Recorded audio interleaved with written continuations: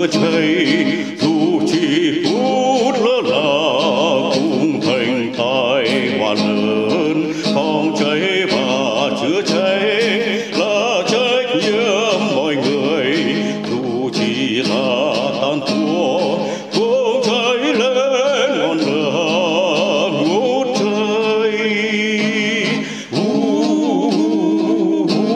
Đừng để ngọn lửa lang thang trong cuộc đời mà hỡi, để ngọn lửa rực cháy trong tim.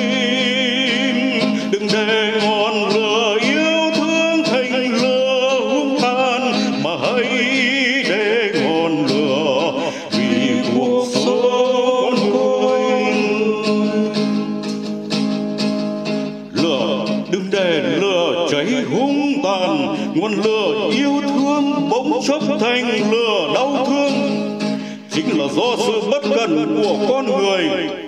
Đừng để lửa thiêng nổi giận sẽ thiêu cháy tất cả, ngay cả sinh mạng mỗi người. Hãy coi xem ba chiến sĩ phòng cháy chữa cháy đã hy sinh khi dập lửa tại một nhà hàng karaoke như một lời cảnh tỉnh xót xa.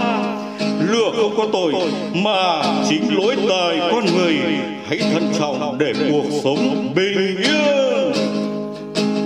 Phòng cháy hơn chữa cháy, dù chỉ phút lơ là cũng thành tai họa lớn.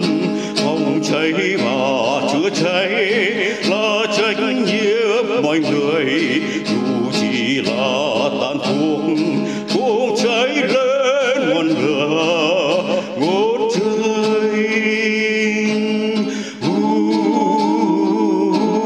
Đừng để ngọn lửa lang thang trong cuộc đời, mà hãy để ngọn lửa rực cháy trong tim.